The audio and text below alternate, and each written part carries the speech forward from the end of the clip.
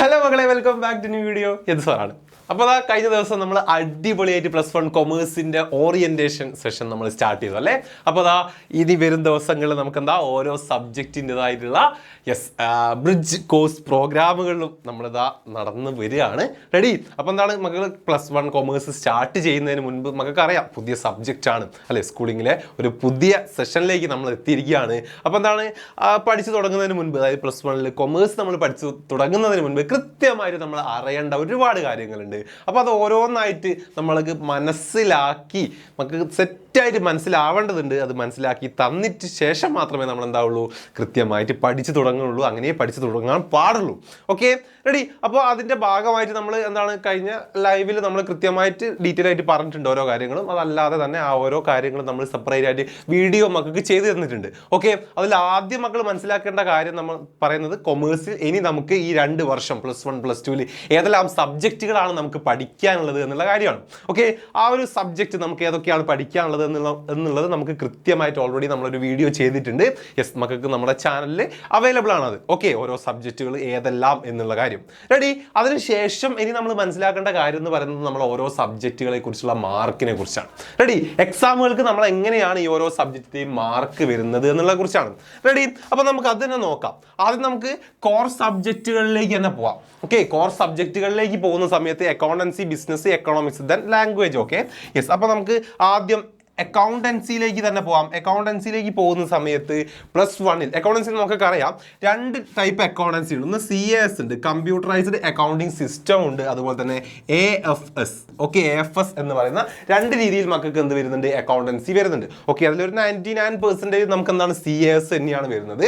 അപ്പോൾ CAS അതായത് computerised. Okay, കമ്പ്യൂട്ടറായിട്ട് നമുക്ക് എന്തൊരു റിലേറ്റഡ് ആയിട്ട് അല്ല, കമ്പ്യൂട്ടർ റിലേറ്റഡ് ആയിട്ട് നമ്മൾ അക്കൗണ്ടൻസി പഠിക്കുകയാണ്. Okay, yes. നമുക്ക് എഴുതേണ്ടത് അല്ലാതെ കമ്പ്യൂട്ടറും നമുക്ക് എന്ത് വരുന്നുണ്ട്, അക്കൗണ്ടൻസിയിൽ പഠിക്കാനുണ്ട്. കമ്പ്യൂട്ടറിലൂടെ നമ്മൾ അക്കൗണ്ടിങ് ചെയ്യുന്നതാണ്. റെഡി. അപ്പോൾ CAS-ൽ നമുക്ക് +1 വരുന്നത് 60 മാർക്കിനാണ് നമുക്ക് എഴുതാനുള്ള റിട്ടൺ എക്സാം വരുന്നത്. Okay, 60 mark.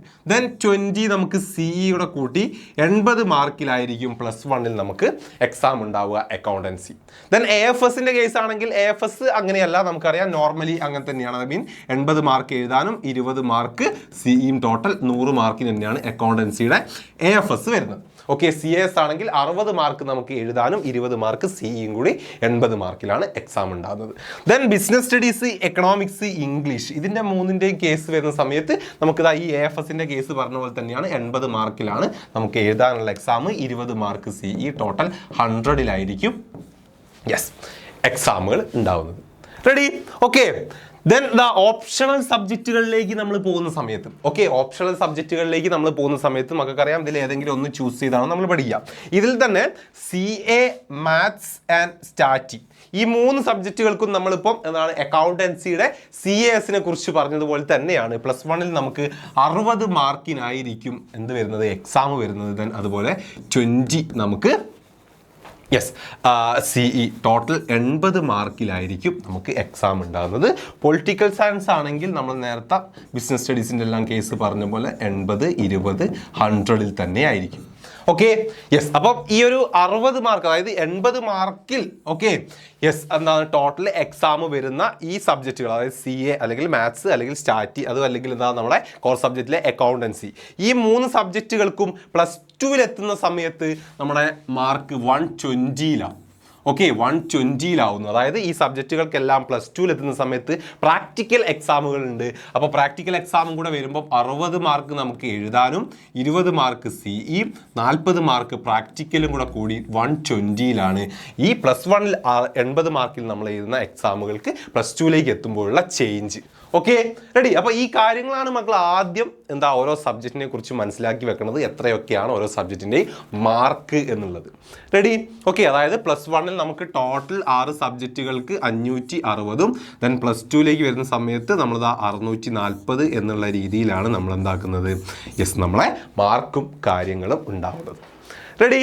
Okay, yes. അപ്പം ഈ കാര്യങ്ങൾ ഓർത്ത് വെക്കുക. റെഡി.